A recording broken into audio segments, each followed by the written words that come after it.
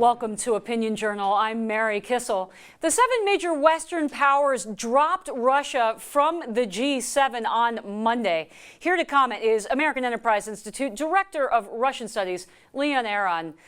Leon, the Russian state media put it like this. They said the G7 member states suspended their membership in the G8, kind of laughing at us. Is this really a punishment for what Putin has done in Ukraine?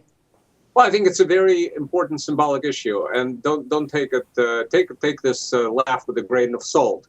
You know, Putin grew up as a street urchin in the streets of Leningrad. Street urchins don't show their real feelings. When they're hurt, they smile.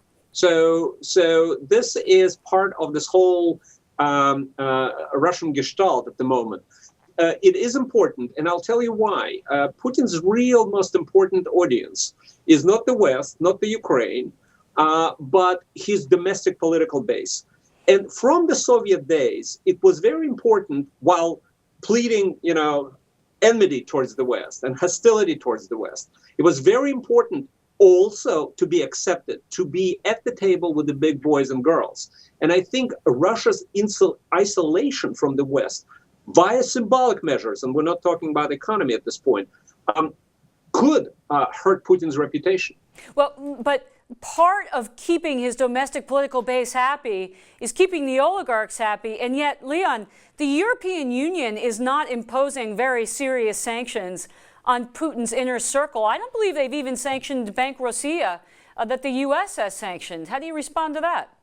Well, it's obviously Europeans are far more dependent on these people, and they're, one of them, for example, Gennady Timchenko, controls almost the entire export of oil through Gunvor. And Europe is far more dependent. We're virtually independent from Russian oil. So I can understand their hesitation. Presumably, President Obama will be able to sway them at some point. Bottom line is, there's only one country that matters to Putin. There's only one country that matters to Russians, and that's the United States. Again, hitting Putin's inner circle, I think, might be symbolically important, in addition to their, being discomfited, I think, considerably economically. Leon, 30 seconds left. Is this enough, or does the United States need to inflict more pain on Putin to get him to change his behavior? Well, of course, it's not enough. We want Putin to recognize, as a first step, to recognize the new government in Ukraine, which they refuse to do. Forget about Crimea.